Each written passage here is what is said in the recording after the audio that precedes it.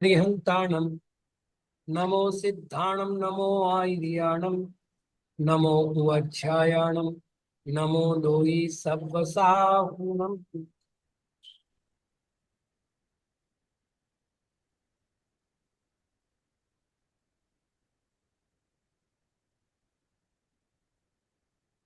शब्दों की श्रृंखला में आज शकारांत पुल्लिंग शब्द है चिकीर्ष। चिकी चिकीर्षौ चिकीर्षः प्रथमा, चिकीर्षं चिकीर्षौ चिकीर्षः द्वितीया, चिकीर्षा चिकीर्भ्याम चिकीर्भिः तृतीया, चिकीर्षे चिकीर्भ्याम चिकीर्भ्यः चतुर्थी, चिकीर्षः चिकीर्भ्याम चिकीर्भ्यः पंचमी, चिकीर्षः चिकीर्षोः चिकीर्षां षष्ठी, चिकीर्षि चिकीर्षोः चिकीर्षु सप्तमी। हे चिकिः हे चिकीर्षौ हे चिकीर्षः संबोधन।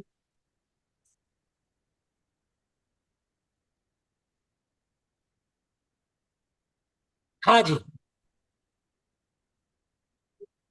फिर है सकारांत पुल्लिंग शब्द अनेहस, अनेहा, अनेहसौ, अनेहसः प्रथमा, अनेहसम, अनेहसौ, अनेहसः द्वितीया, अनेहसा, अनेहोभ्याम, अनेहोभिः तृतीया, अनेहसे, अनेहोभ्याम, अनेहोभ्यः चतुर्थी, अनेहसः, अनेहोभ्याम, अनेहोभ्यः पंचमी, अनेहसः, अनेहसोः, अनेहसां षष्ठी, अनेहसी, अनेहसोः, अनेहस्सु सप्तमी। हे अनेहन हे अनेह हे अनेहसौ हे अनेहसः संबोधन।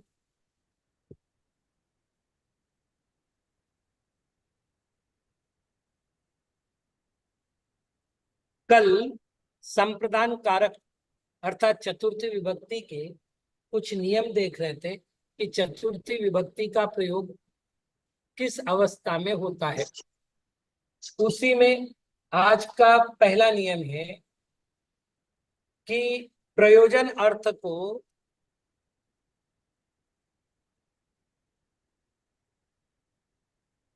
प्रकट करने के लिए अर्थम अवयव का प्रयोग होता है।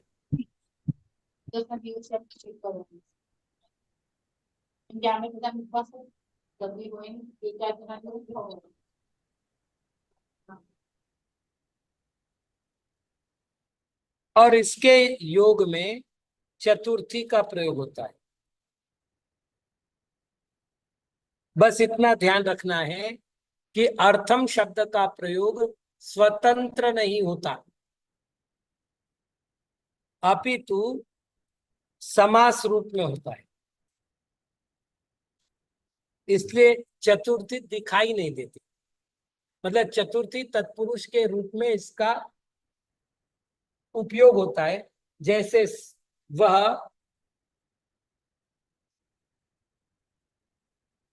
मोक्ष के लिए तप करता है, सह मोक्षाय अर्थम तपति।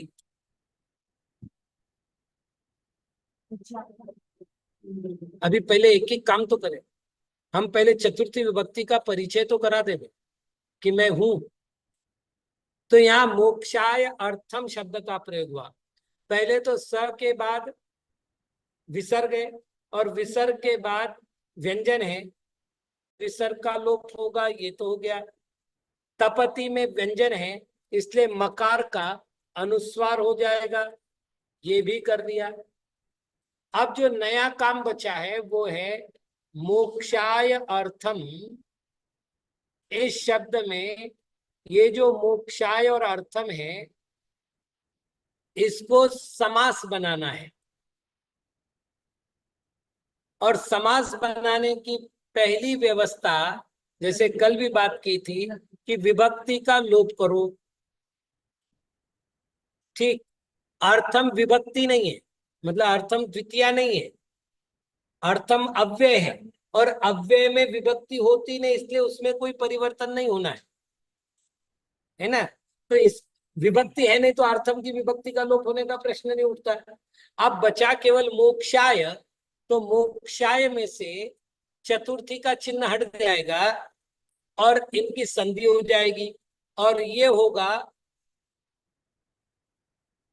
मोक्षार्थम। तो ये वाक्य होगा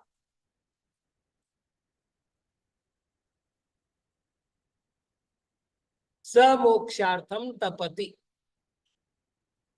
इस प्रकार से अर्थम शब्द का जब भी प्रयोग होगा वो समास रूप में होगा। ये एक नियम बना। जी नेहल दीदी, आप सही कह रही है। हमने इसलिए नहीं भेजी कि ये प्रकरण लगभग सरल है, फिर भी मैं आज तृतीय विभक्ति तक के सारे नियम भिजवाता हूँ क्लास के बाद। आज पहले काम वही करता हूँ। हमें नहीं आ रहे महाराज जी। अरे आज भिजवाता हूँ बोले तो जब भेजा ही नहीं तो और आएगा कहाँ से। पहले से आए नहीं महाराज जी हमारे हमारे पास। पहले से नहीं आए। हाँ, ये 16 34 तक आए हैं। 34 तक आए, बाद के आए नहीं है प्ले जी लिस्ट में मैं बात आपके। करता हूँ संबंधित व्यक्तियों से। चलिए,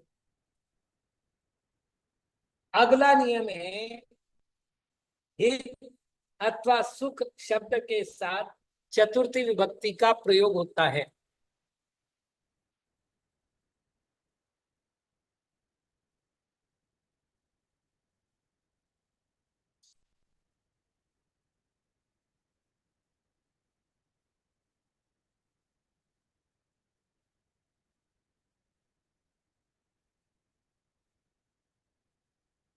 जैसे बालक का हित हो।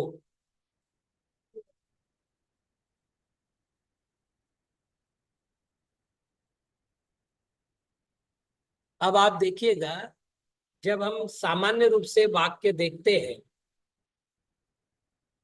है ना, तो मैं कैसे वाक्य बनाऊंगा?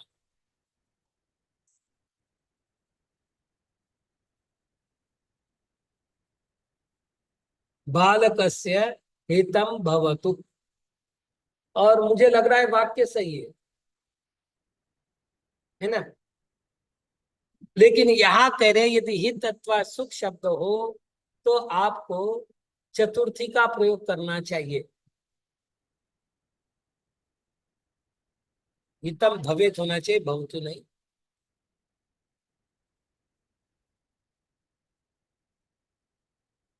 जब अपन लकारों की बात करेंगे तब चर्चा करेंगे इस पर, एक एक लकार का प्रयोग कब होता है, उसके क्या क्या नियम है। लेकिन चूंकि वो धातु पाठ में है इसलिए यहाँ उसकी चर्चा को विराम देते हैं। ये कह रहे हैं चतुर्थी का प्रयोग करो।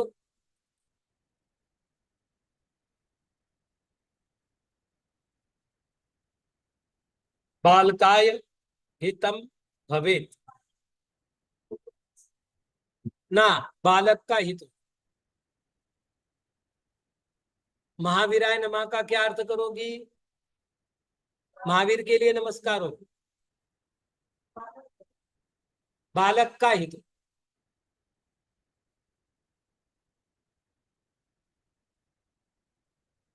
देखिए, जब भी हिंदी अनुवाद होगा हिंदी के नियम चलेंगे।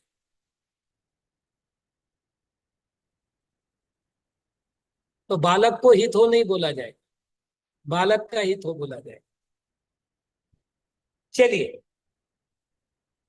अब एक नया नियम।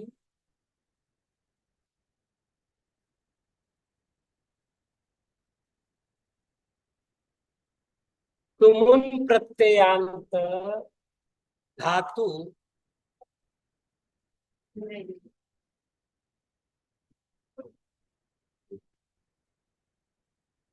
का अर्थ गुप्त हो तो कर्म के साथ चतुर्थी। एक छोटी सी बात बताऊं, धातुओं के साथ कुछ प्रत्यय लगते हैं और वो वाक्य रचना को सरल करने के लिए, मतलब यदि हमें विभक्ति के प्रत्यय नहीं लगाने हैं और मुझे के लिए बोलना है जैसे पढ़ने के लिए, तो मैं लिखूंगा पठितुम। तो ये तुमुन प्रत्यय लगता है, तुमुन प्रत्यय का म बचता है। अब ये ई क्यों हुआ, ये सारी चीजें जो है धातु पाठ में आएगी। यहाँ केवल ये समझ लिया जाए कि तुमुन प्रत्यय का जो प्रयोग होता है वो चतुर्थी के अर्थ में होता है, के लिए। ठीक। अब मैं इस नियम को समझाऊं उसके पहले अपन एक वाक्य लिख लेते हैं। विद्या प्रसाद फल लाने के लिए जाता है।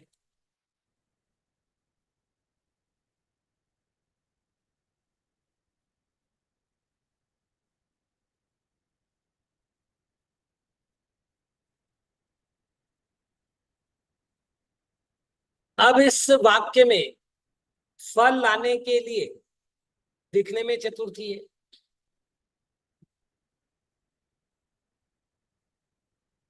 फल इसमें कर्म है, मतलब लाने के लिए, है ना। ये हो गया चतुर्थी। लेकिन फल कर्म है क्योंकि जाता क्रिया है, और गम धातु के साथ द्वितीया का प्रयोग होता है। तो इसमें विद्या प्रसाद कर्ता हो गया, फल कर्म हो गया, जाता है क्रिया हो गई, और लाने के लिए जो शब्द आएगा वह आने तुम।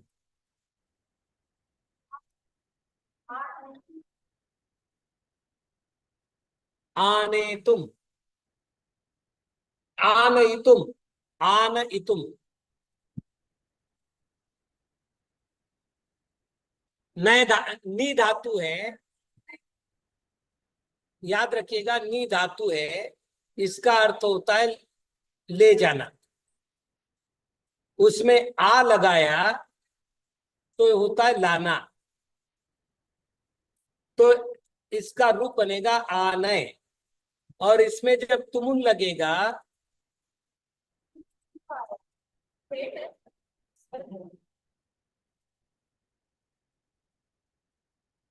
नहीं देखिए, आ का मतलब मत पूछो, एक मिनट, आ का मतलब मत पूछो। आ उपसर्ग है। उपसर्ग क्या करता है, धातु के रूप को तीन बातों में रखता है। या तो धातु के विशेष बनाता है, या धातु के अर्थ को वो के वही रखता है, या धातु के अर्थ को विपरीत ले जाता है। ठीक। तो गम का अर्थ होता है जाना, आगम का अर्थ होता है आना। नी का धातु है ले जाना, तो आ नी का अर्थ हो गया लाना। आ का स्वतंत्र अर्थ नहीं है। जी।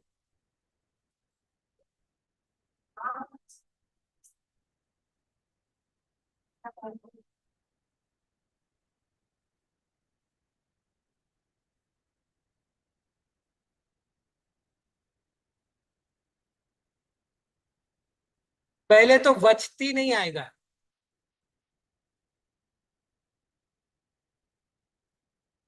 या तो बोलते हैं, बहुवचन है तो वदंती होगा, और यदि एक वचन है तो वदती होगा।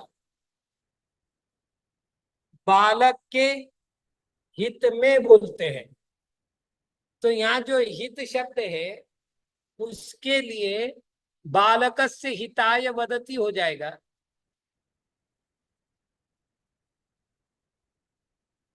बालकस्य हिताय, बालक का हित करने के लिए बोलते हैं। हाँ, ना वो लिखने में गलती है, पितता नहीं, वो पिताई है। हाँ, चलिए। तो अब एक बात करते हैं अपन कि ये जो पहले अपन एक वाक्य बना लेते, जैसा कि वैसा। विद्या प्रसाद, ये तो कर्ता हो गया। फलम आनयितुम गच्छति।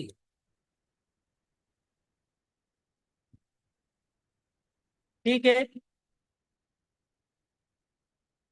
और ये वाक्य गलत नहीं है।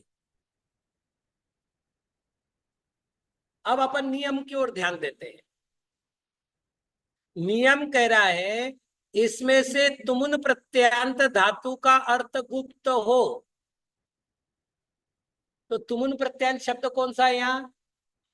आ नहीं तुम, ठीक है, इसको जो की जो रखते हैं। ये जो आ नहीं तुम शब्द को हम गुप्त कर देते हैं। अब हमारे पास बचा विद्या प्रसाद फलम गच्छति।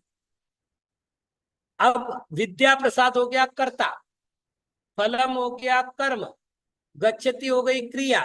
तो ये कह रहे हैं कि आप एक काम करिएगा, कर्म के साथ चतुर्थी का प्रयोग करिए। मतलब यहाँ फलम मत लिखिए, यहाँ आप फलाय कर दीजिए।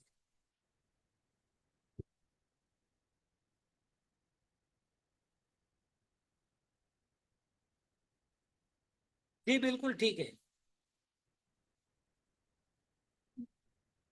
वापिस एक बार देख लो मैंने क्या किया। नियमानुसार वाक्य पूर्ण करने के लिए मुझे लाने के लिए ये शब्द बोलना चाहिए। तो मैंने क्या किया, तुमुन प्रत्यय, अब लाना ये धातु है, शब्द नहीं है मेरे पास, धातु है। तो मैंने तुमुन प्रत्यय लगा करके धातु के रूप बनाए।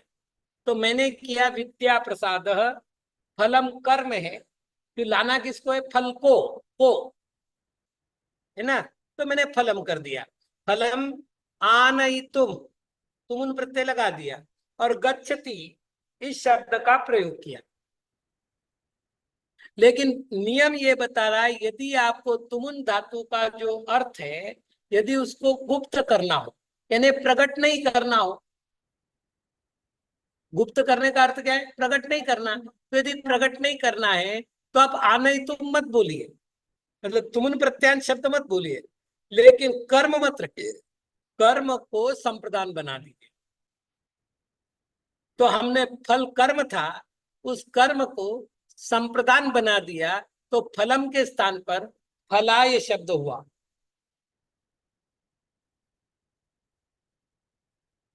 अब यदि फल बहुवचन है तो फलेप्य हो जाएगा, कोई खास बात नहीं है। मतलब फलाय, यहाँ फल लाने के लिए, अब ये फल एक वचन भी और बहुवचन भी है।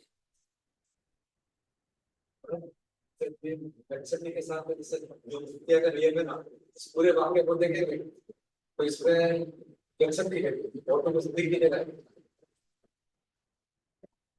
क्या तो फलाए है, दूसरा मतलब कि इसमें और कुछ है। अच्छा, फलाय का अर्थ क्या हुआ? मतलब लाने की, लाना छूट गया है। के लिए तो है ही चतुर्थी का चिन्ह, फल के लिए जाता है।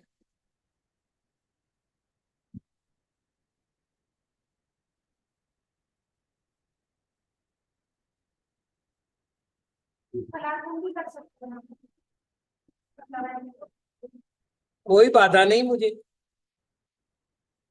प्रश्न हमारा यहाँ अन्य नियमों का चल रहा है। विद्या प्रसाद फलार्थम गच्छति, लेकिन फिर तुम उनका लोप कैसे हुआ? अर्थम अव्यय का प्रयोग किया। नमा, स्वस्ति, स्वाहा, स्वधा, वषट।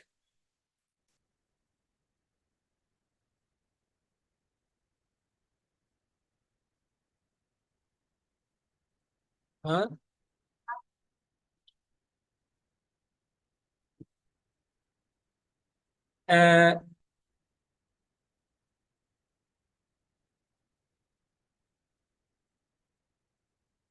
जी मान लेते हैं, ये अच्छा प्रश्न है कि यदि ऐसा करते तो हम फलेभ्य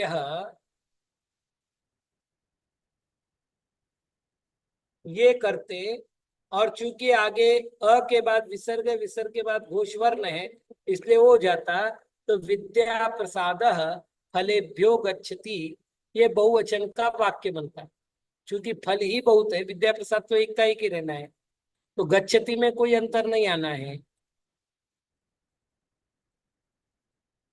नमः, स्वस्ति, स्वाहा, स्वधा, वषट। एक दो बातें आपको बता दूं। मंत्र शास्त्र में एक पल्लव शब्द आता है, जैसे ओम ह्रीम श्री महावीराय नमः। तो ये जो नमः शब्द है, इसको मंत्र शास्त्र में पल्लव कहते हैं। अब इसकी जगह वषट हो सकता है, संभवषट हो सकता है, स्वाहा हो सकता है, या और भी कई प्रकार के पल्लव है। खास तौर से आपको बताऊं, फट एक पल्लव है।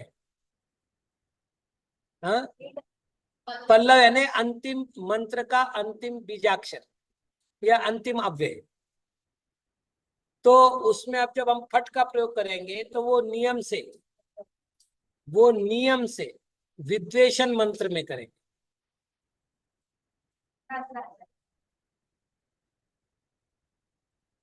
मतलब मंत्र शास्त्र के कुछ अपने नियम हैं कि नमा का प्रयोग का, नमा का जो प्रयोग होगा वो केवल होगा शांतिक और पौष्टिक मंत्रों में।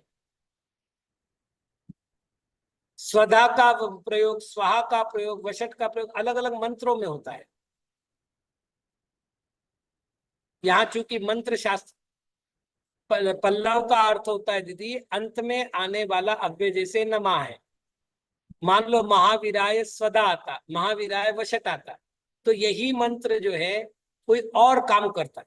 मतलब शांति, पौष्टिक, वशीकरण, मारण, उच्चाटन, विद्वेषण। तो उच्चाटन मंत्र होता है, विद्वेषण ने उच्चाटन मंत्र में फट शब्द का प्रयोग होता है पल्लव का। मारण में अलग होगा, उच्चाटन में अलग होगा, विद्वेषण में अलग होगा, स्तंभन में अलग होगा, मोहन में अलग होगा। इस तरह से मंत्रों के अलग अलग भेद है। तो अंत में लगने वाले जो बीजाक्षरों के प्रयोग होंगे वो अलग अलग होंगे। अब ये चूंकि मंत्र शास्त्र नहीं व्याकरण शास्त्र, इसलिए इसका ज्यादा वर्णन यहाँ नहीं कर रहे हैं। उसमें से कुछ नाम यहाँ अपन ने लिए हैं।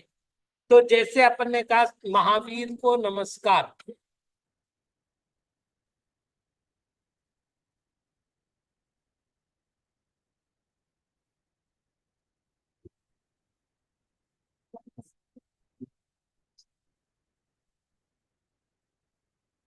तो हमें यहाँ द्वितीया दिख रही को, लेकिन ये कह रहे नमः अगर अव्यय आता है तो उसके साथ का जो भी पद हो उसमें चतुर्थी का प्रयोग करना चाहिए।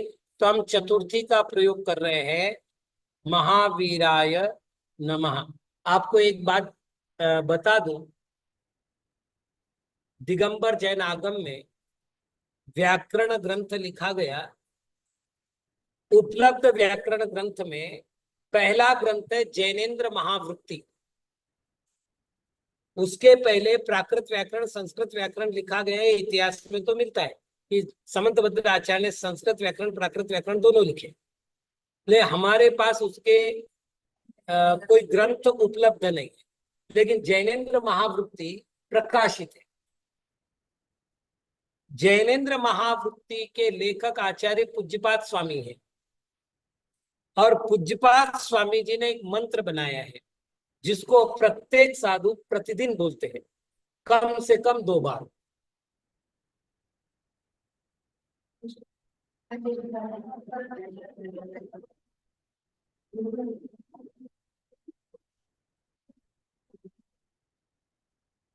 हाँ, क्या हुआ जी?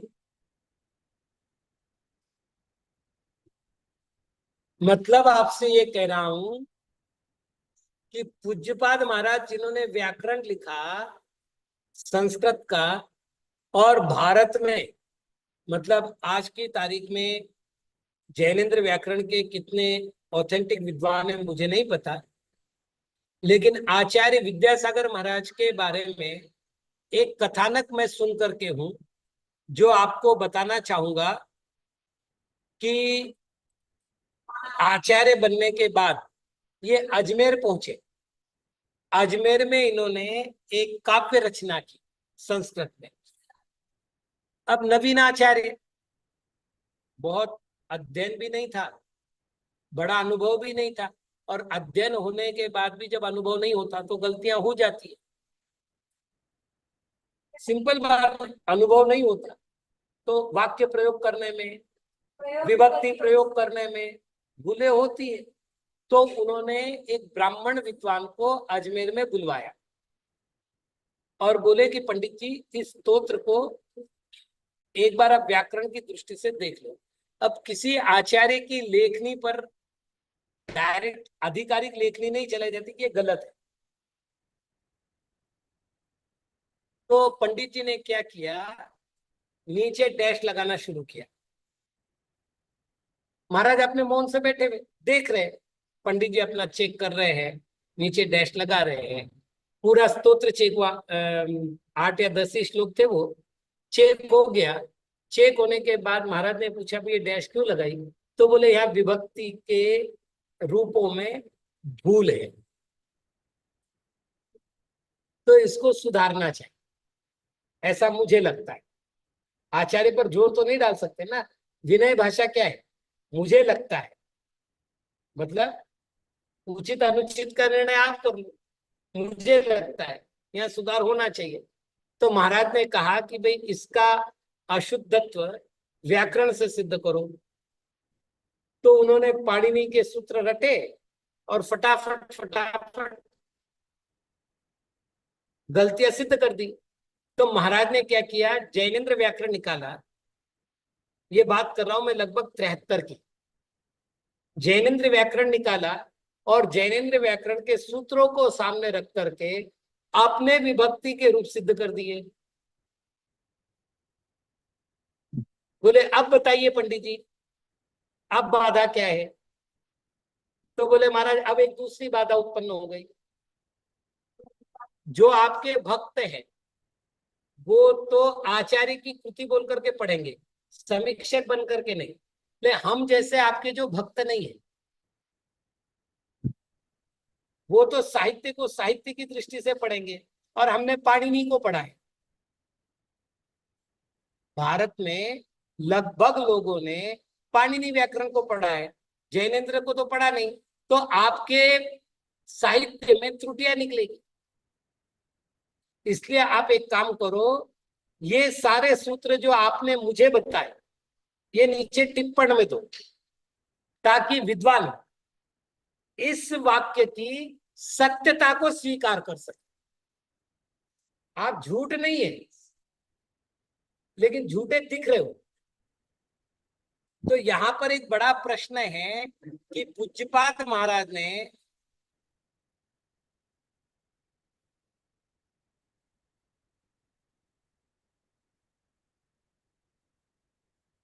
कि मैं ये प्रश्न लेता हूं दीदी, अच्छा प्रश्न है। तो पूज्यपाद महाराज जिन्होंने खुद ने व्याकरण लिखा, वो द्वितीया का प्रयोग कर रहे हैं और हमको चतुर्थी प्रयोग करने का आदेश दे रहे हैं।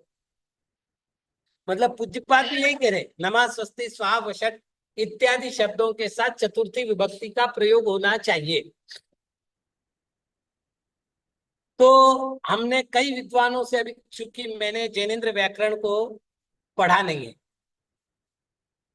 इसलिए जैनेन्द्र व्याकरण के विषय में नहीं बोल सकता, क्योंकि मुझे पढ़ाने वाले जो विद्वान थे उन्होंने मुझे पाणिनि व्याकरण पढ़ाया।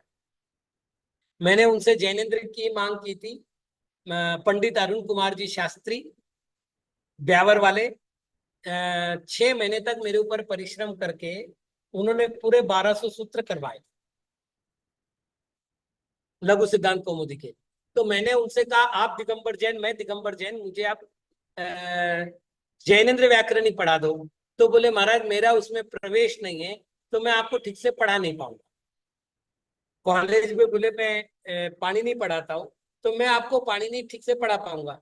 दूसरी बात, आपको मुझे 6 महीने में कंप्लीट कराना है। तो 6 महीने, 8 महीने, 10 महीने, जीवन भर तो आप यहाँ रहोगे नहीं। तो यहाँ से बाहर जाने के बाद आपके पास जैनेन्द्र व्याकरण का एक भी विद्वान नहीं मिलना है। तो मैं प्रयत्न करके आपको करा भी दूं, और कल आपको अगर संदेह हो जाए तो आपके पास उसका समाधान करने वाला कोई नहीं मिलेगा। लेकिन यदि मैं आपको पानी नहीं करा देता हूं और आप मेरे पीठ पीछे और किसी भी विद्वान से बात करते हैं तो आपको समाधान मिल जाएगा। फलटन में मोतीलाल जी थे कोठारी, इनका जैनेन्द्र व्याकरण का अध्ययन था, बहुत अच्छा। भिसीकर गुरु जी, माणिकचंद भिसीकर, बाहुबली, कुंभोज बाहुबली में रहे आखिरी में जी, इनका बहुत अच्छा था। और इन्होंने जो है वीर सागर महाराज को, डॉक्टर मुनि वीर सागर, उनको जो है जैनेन्द्र व्याकरण पढ़ाया था। बाकी मेरे पास ऐसे कोई प्रमाण नहीं है। अभी कुछ ब्रह्मचारी गण है ऐसा सुनने में, प्रदीप पीयूष वगैरह, जो जैनेन्द्र व्याकरण पढ़े हुए हैं। अब ये मतलब भैया अभी तक हिंदी अनुवाद नहीं है, अब हुआ हो तो पता नहीं। प्रदीप पीयूष ने किया ऐसा बता रहे हैं, लेकिन मेरे तक पहुंचा नहीं। तो कई सारी बातें हैं। जैनेन्द्र व्याकरण का अनुवाद नहीं हो पाया था मेरे समय में, बोले महाराज मैं मेहनत करके आपको पढ़ा भी दूंगा, तो पहले तो मैं ही कंफ्यूज रहूंगा, और फिर उसके बाद अगर आपको मदद की आवश्यकता पड़ी तो आपको कोई विद्वान नहीं मिलना है। उसकी बजाय आप ये कर लो और बोले अगर आपको लगे तो व्यक्तिगत रूप से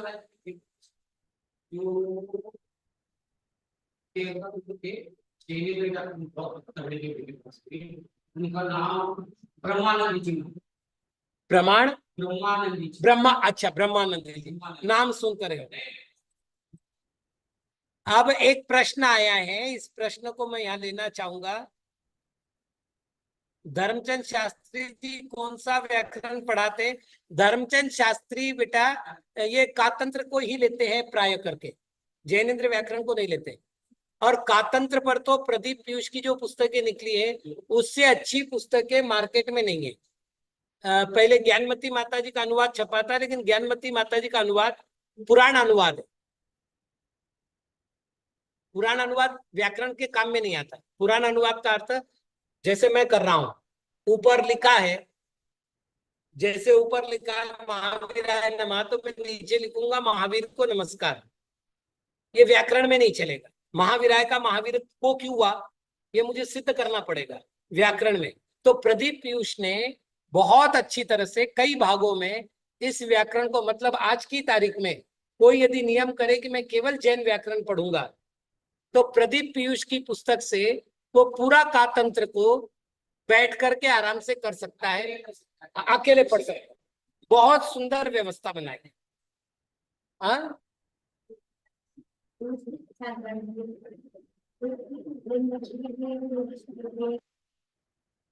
जी जी जी। अभी एक प्रश्न आया है, वो थोड़ा सा समझ लीजिएगा। प्राप्तय और प्राप्ताय में क्या अंतर है?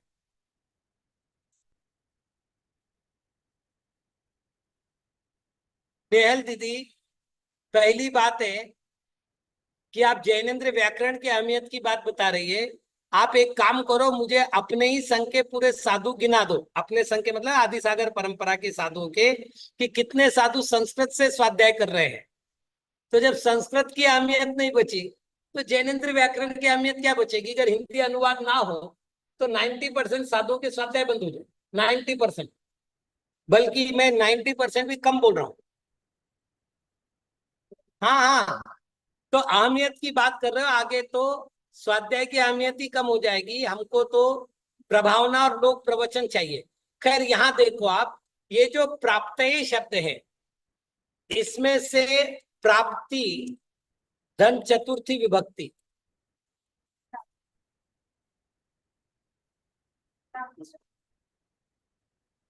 प्राप्ति के लिए देखिए, प्राप्ति शब्द भी थोड़ा सा देख ले। वे प्रधन, प्र उपसर्ग है, आप धातु है, और 3 प्रत्यय है।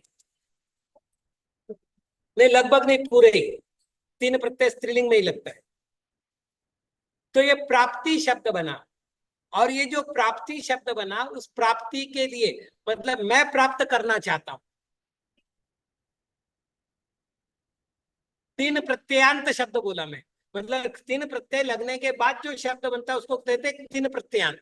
तो प्रत्यय बाद में लगते हैं ना, तो प्रत्यय अंत में लगा है जिसके। अब प्राप्ताय शब्द है तो इसमें प्र उपसर्ग है, आप धातु है, त भूतकाल का प्रत्यय है।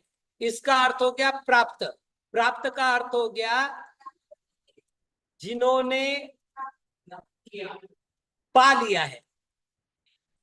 अरे महाराज, प्राप्त का प्राप्त ही अर्थ करोगे तो फिर बचा क्या है?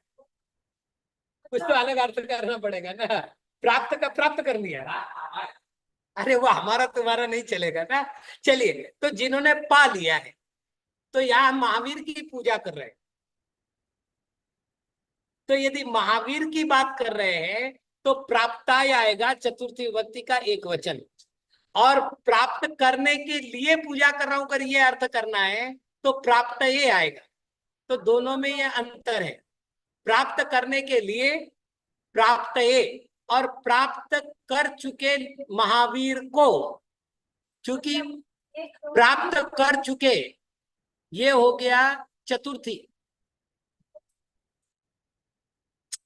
प्राप्त कर चुके ये चतुर्थी क्या हुआ? विशेषण है। किसका? महावीर का। महावीर को चतुर्थी में रख रहे हैं, इसलिए प्राप्ताय चतुर्थी रखा है। तो आप कैसा प्रयोग करना चाहते हैं, मतलब क्या अर्थ करना चाहते हैं? दीदी एक बात बता रहा हूं कि जैन व्याकरण के मुख्य 3 ग्रंथ अभी मार्केट में है। स्वातंत्र व्याकरण, शाक्टायन व्याकरण और जैनेन्द्र व्याकरण। जैनेन्द्र व्याकरण की बहुत सी संस्कृत टीकाएं हैं। अभय चंद्र सूर्य की है, गुणानंदी आचार्य की है, और भी कई टीकाएं। कातंत्र की भी कई सारी टीकाएं हैं। लेकिन प्रश्न है कि आपके समाज में न तो श्रावक पढ़ रहे, न ब्रह्मचारी ब्रह्मचारिणी पढ़ रहे, न साधु और मुनि पढ़ रहे, मतलब आचार्य उपाध्याय साधु। अब इसका तो मैं क्या करूं? जहां तक मेरी बात है तो मेरे को बताने की आवश्यकता नहीं, मैं पढ़ भी रहा हूं और पढ़ा भी रहा हूं। चलिए, यदि हम प्राप्त करना चाहते हैं तो प्राप्त है, और यदि महावीर के लिए कह रहे तो प्राप्ताय। ये प्रथम वर्णन चल रहा है। इसका मेरे पास अभी जवाब नहीं है, क्योंकि मेरे पास इसका कोई व्याकरणिक सूत्र नहीं। मुझे जैनेन्द्र व्याकरण देखना पड़ेगा। एक सिद्धम नमामि। हाँ, सिद्धम नमामि नहीं, नमामि तो हो जाएगा।